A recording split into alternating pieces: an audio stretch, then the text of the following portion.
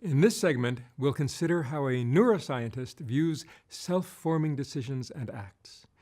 Here I'll lay out in broad strokes the empirical view of what is known, and where we need to go from here to nail down the existence of a human capacity to change human character and to determine how it might work in the brain.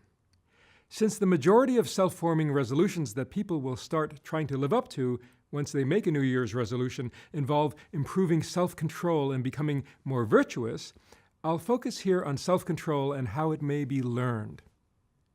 A corporation, government, military, or even an ant colony will express hierarchy, decision-making modularity, and levels of mid-level control. It would be debilitatingly slow and inefficient if a soldier, for example, had to continually ask the president where he should shoot his bullets.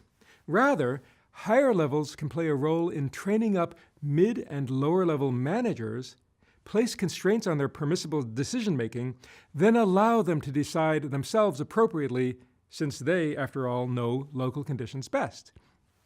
Because of the need for efficiency and speed, information processing systems tend to evolve automatized middle levels of control.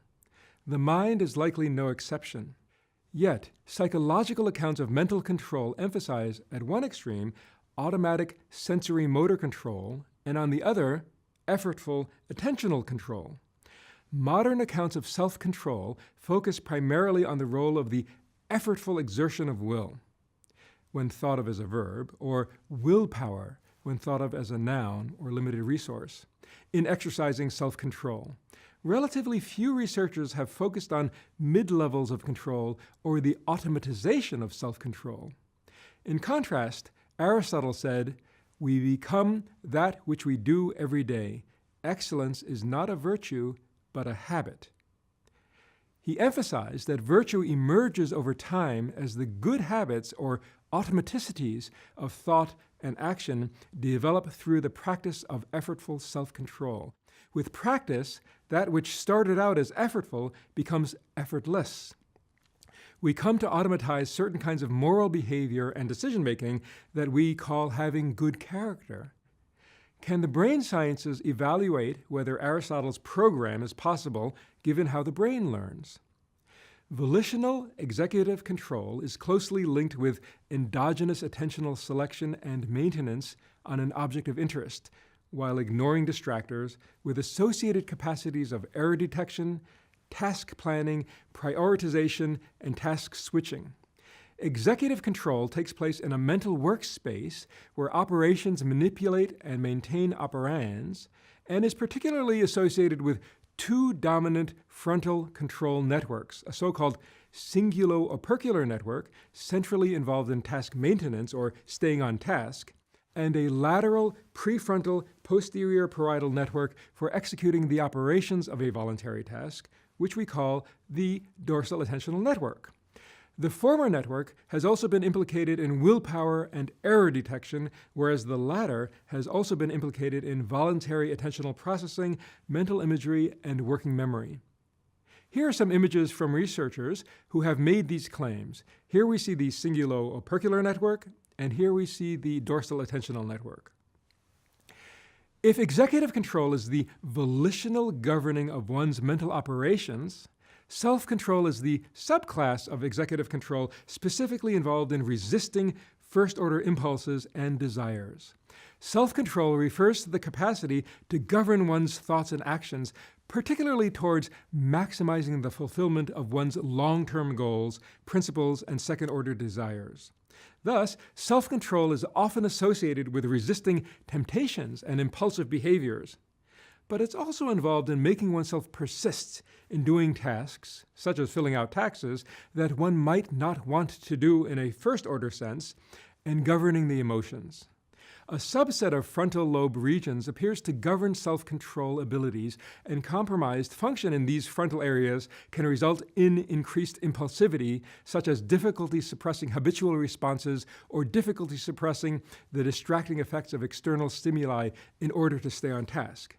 The most famous example of this is Phineas Gage.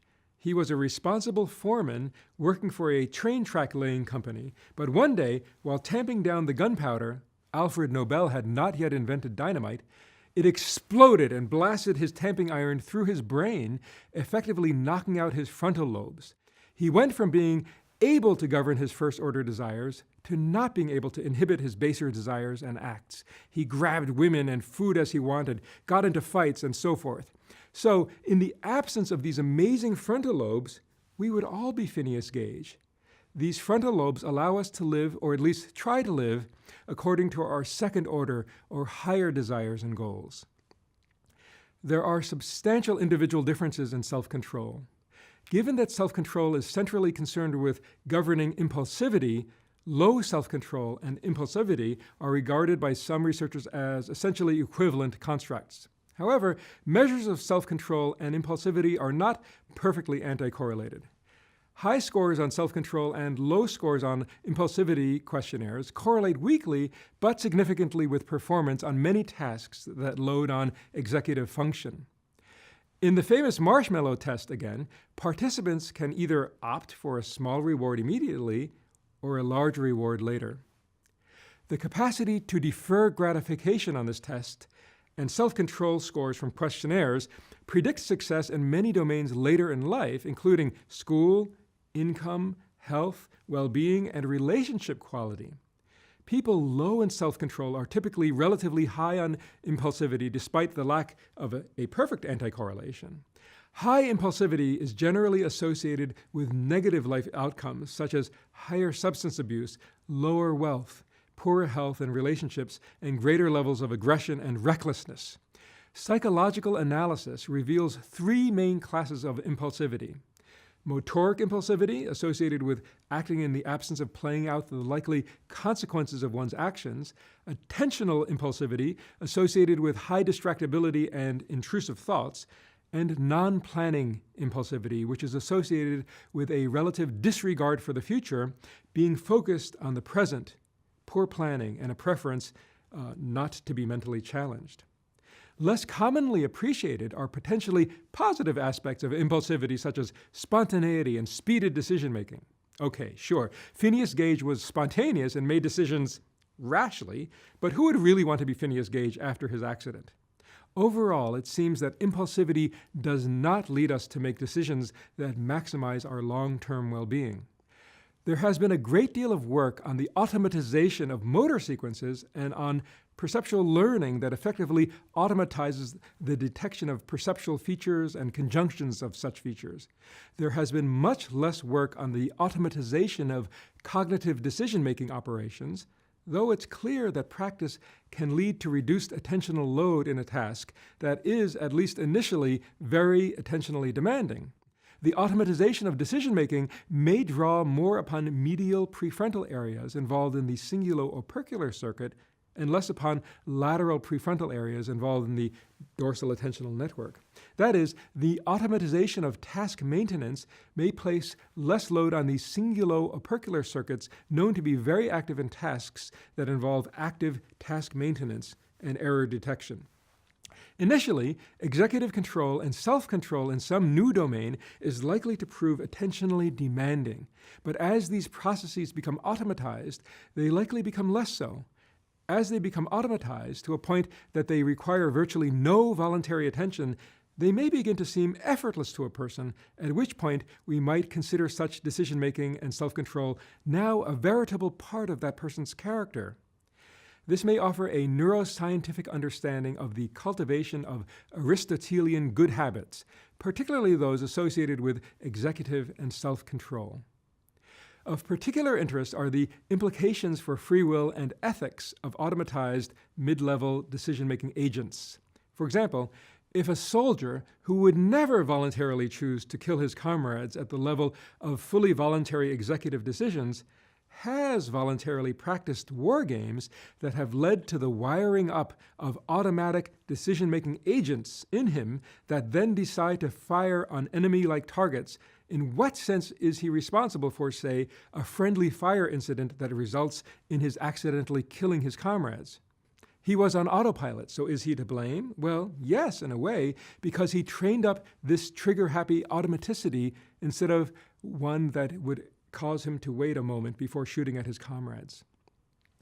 I believe that If it can be shown that previously voluntary, attentionally demanding and effortful self-control and decision-making operations can be automatized, we can legitimately talk about the mechanisms of character reformation demanded by a libertarian free will, whereby we are capable of choosing to have a new kind of character in the future. With appropriate practice, we automatize decision-making such that we now have effectively automatized being a new kind of person. For example, if we were once a thief and have cultivated a new kind of decision-making in ourselves, we can eventually become a person who simply would not steal by default. This might not be the only way of reforming our nervous systems to become the kind of choosers we intend to become, but it is sufficient to prove the existence of one way to show that intentions and programs of training can reform character.